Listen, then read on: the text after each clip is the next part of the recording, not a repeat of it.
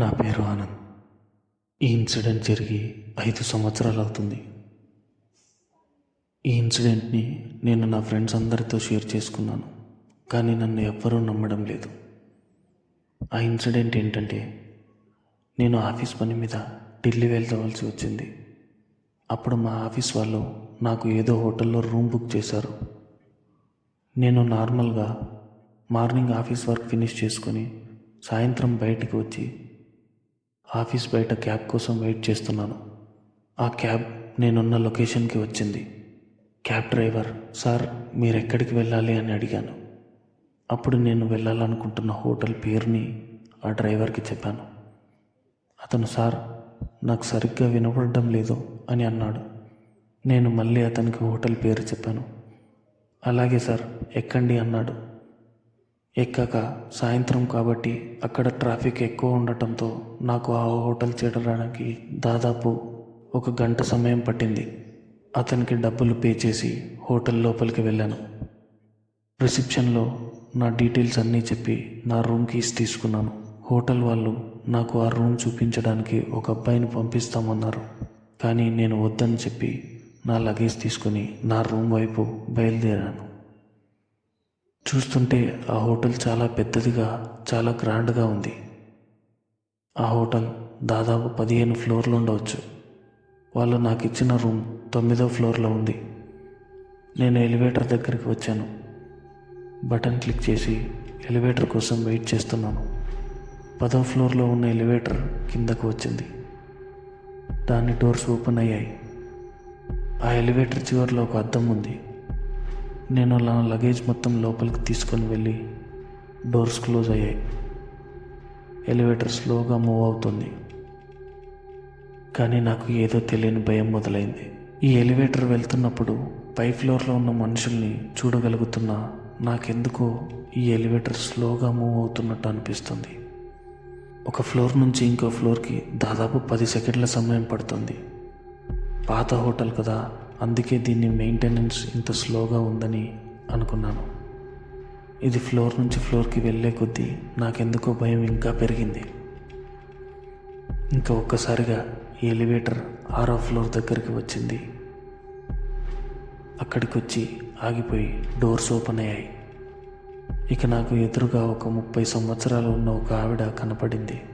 ఆమె ఎడమ చేతిని ఒక చిన్న పిల్లాడిని పట్టుకుని ఉన్నారు. వాళ్ళిద్దరూ ఎలివేటర్ లోపలికి ఎక్కారు. డోర్స్ మళ్ళీ మూసుకున్నాయి. ఇంకా నా ఫ్లోర్లోకి వెళ్ళడానికి 2 ఫ్లోర్లే ఉన్నాయి. వాళ్ళిద్దరూ నాకు కనిపించకుండా నా వెనకాల నిలబడ్డారు. ఒక్కసారిగా, ఆనంద్ ఎక్కడికి వెళ్తున్నావు అని ఆవిడ అడిగింది. దాంతో నేను ఒక్కసారిగా షాక్ అయ్యాను. అసలు ఆవిడకి నా పేరు ఎలా తెలుసు? ఇంకా నేను ధైర్యం చేసి, అసలు మీకు నా పేరు ఎలా తెలుసు అని అడిగాను. కానీ అప్పుడే ఆవిడ చేయి పట్టుకొని ఉన్న పిల్లవాడు, అమ్మా నాకు పైన ఏదో కనిపిస్తుంది, అందుకే అది నీకు చూపించడానికి నిన్ను అక్కడికి తీసుకెళ్ళాను అని చెప్పాడు. అప్పుడు లిఫ్ట్ డోర్స్ ఓపెన్ అయ్యాయి. You have reached 9th floor అని ఎలివేటర్లో సౌండ్ వచ్చింది. ఇక నేను నా ఫ్లోర్కి రీచ్ అయ్యానని నా లగేజ్ని మొత్తం తీసుకొని ఆ లిఫ్ట్ నుండి బయటికి వచ్చాను. అలా బయటికి వచ్చి చూద్దామా వద్దా అని ఆలోచిస్తూ ఆ ఎలివేటర్ డోర్ మూసుకునే సమయానికి వెనక్కి తిరిగి చూశాను. ఎలివేటర్లో ఉన్న వాళ్ళిద్దరూ నా వైపు అలానే చూస్తూ ఉన్నారు.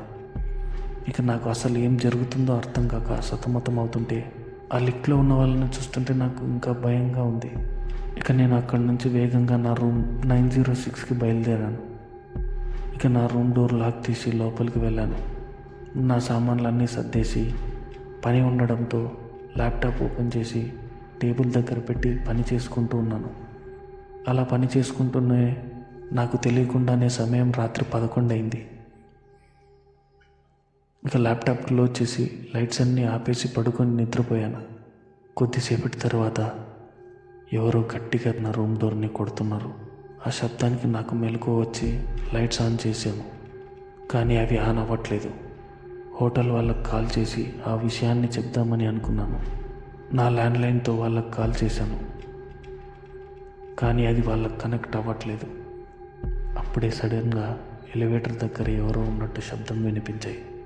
ఇక నేను నా రూమ్ బయటకు వచ్చి అక్కడ హోటల్ వాళ్ళు ఎవరైనా ఉన్నారేమో అని వాళ్ళని సహాయం అడుగుదాం అనుకున్నాను. ఇక నేను అలా నడుచుకుంటూ హాల్లో నుంచి ఎలివేటర్ దగ్గరికి చేరుకున్నాను. కానీ ఆ సమయంలో ఆ హాల్ మొత్తం చీకటిగా భయంకరంగా ఉంది. అలా నడుస్తూ ఉన్న నాకు ఎందుకో భయంగా ఉంది.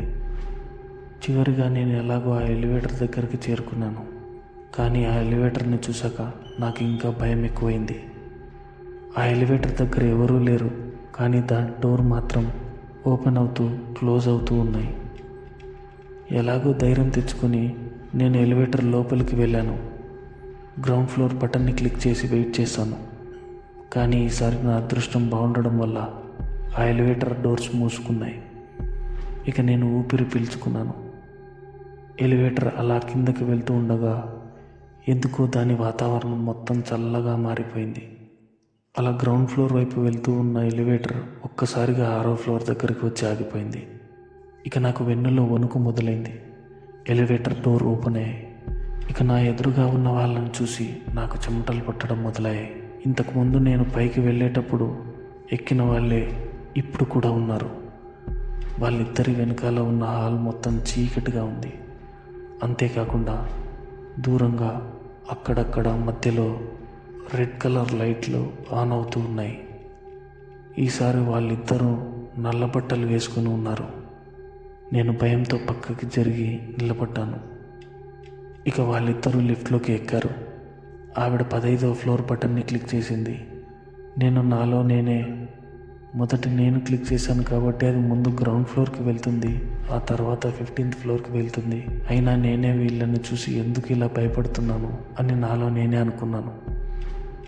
కానీ ఎలివేటర్ గ్రౌండ్ ఫ్లోర్కి వెళ్లకుండా 15th ఫ్లోర్ వైపు వెళ్ళడం మొదలుపెట్టింది. ఇక నాకు అర్థమైంది ఇక్కడ ఖచ్చితంగా ఏదో జరుగుతోందని. అలా నేను ఆలోచిస్తూ ఉండగానే వెనుక నుండి ఆవిడ మళ్ళీ ఆనంద్ ఎక్కడికి వెళ్తున్నావు అని అడిగింది. నేను కొంచెం ధైర్యం తెచ్చుకొని వెనక్కి తిరిగి చూస్తే అప్పుడు నాకు వెనకాల ఎవరూ కనిపించలేదు. కానీ ఆ ఎలివేటర్లో ఉన్న అద్దంలో వాళ్ళిద్దరూ అక్కడే ఉన్నట్టు కనిపిస్తుంది. అద్దంలో ఉన్న వాళ్ళిద్దరూ నన్నే చూస్తున్నట్టు కనిపిస్తున్నారు, కానీ నా ఎదురుగా మాత్రం అసలు కనిపించటం లేదు. ఇంకా అప్పుడే ఆమెతో ఉన్న ఆ అబ్బాయి వాళ్ళమ్మని మళ్ళీ నాకు 15th ఫ్లోర్లో ఏదో కనిపించింది అని చెప్పాడు. నేను భయంతో ఆ ఎలివేటర్ మూలకి వెళ్ళి కూర్చున్నాను. వాళ్ళిద్దరూ మాట్లాడుకుంటున్నట్టు నాకు మాత్రం ఏవేవో శబ్దాలు వినిపిస్తూ ఉన్నాయి, కానీ మనుషులు మాత్రం ఎక్కడ కనిపించట్లేదు. ఇంకా ఆ ఎలివేటర్ 15th ఫ్లోర్లో ఆగింది. డోర్లు ఓపెన్ అయ్యాయి. వెంటనే వాళ్ళిద్దరూ బయటికి వెళ్ళిపోయారు. నేను మాత్రం గ్రౌండ్ ఫ్లోర్ బటన్ని వేగంగా క్లిక్ చేస్తూనే ఉన్నాను. కానీ ఆ ఎలివేటర్ డోర్స్ మాత్రం క్లోజ్ అవ్వడం లేదు. నేను అలా ఎలివేటర్లో ఒక మూలను కూర్చొని దూరంగా ఉన్న హాల్లోనూ చూస్తూ ఉన్నాను. నాకు ఆ హాల్ మొత్తం రెడ్ కలర్ లైట్లతో ఆన్ ఆఫ్ అవుతూ ఉన్నట్లు అనిపిస్తుంది. ఎంతసేపు చూసినా కూడా ఆ ఎలివేటర్ డోర్స్ క్లోజ్ అవ్వడం లేదు. ఎలివేటర్ కూడా కదలడం లేదు. ఇక నాకు వేరే మార్గం లేదని చెప్పి ఇంకా ఏం చేయాలో అర్థం కాక నేను ఎలివేటర్లోంచి బయటకు వచ్చాను. ఆ హాల్లోని డోర్లన్నీ క్లోజ్ అయి ఉన్నాయి. ఒక్క డోర్ మాత్రం ఓపెన్లో ఉంది. ఆ డోర్ పైన ఉన్న లైట్ ఆన్ ఆఫ్ అవుతూ ఉంది. నేను ఇంకాస్త ధైర్యం తెచ్చుకొని ఆ డోర్ వైపు నడుస్తూ ఉన్నాను. అలా మెల్లగా నడుచుకుంటూ ఆ డోర్ దగ్గరికి వెళ్ళాను. ఆ డోర్ లోపల వైపుకు చూశాను. అక్కడే కళ్ళు తిరిగి పడిపోయాను. ఆ రూమ్లో ఎవరో ఒకతను ఇందాక నేను లిఫ్ట్లో చూసిన వాళ్ళిద్దరిని అతి దారుణంగా కత్తితో పొడిచి చంపాడు. ఆ రూమ్ మొత్తం అంతా ఎర్రటి రక్తంతో నిండిపోయి ఉంది. ఇక నేను కళ్ళు తెరిచి చూసేసరికి నేను నా రూమ్లో పడుకొని ఉన్నాను. పక్కనే హోటల్ వాళ్ళు కూడా ఉన్నారు. నాకు ఏమైంది అని అడిగాను. వాళ్ళు నాతో రాత్రి మీరు ఎలివేటర్లో కళ్ళు తిరిగి పడిపోయారు అని అన్నారు. హోటల్ స్టాఫే నన్ను తీసుకొచ్చి నా రూమ్లో పడుకోబెట్టారని కూడా చెప్పారు. ఇదంతా విన్న నేను వెంటనే ఆ రూమ్ ఖాళీ చేసి హోటల్లోంచి బయటికి వచ్చేసాను. ఇదంతా జరిగి 5 ఏళ్ళు కావస్తున్నా ఇప్పటికీ ఆ హోటల్లో జరిగిన సంఘటనలు నాకు అప్పుడప్పుడు గుర్తుకొస్తూ ఉంటాయి. ఆ విషయాలు గుర్తుకొచ్చినప్పుడల్లా నాకు చెమటలు పట్టేస్తాయి.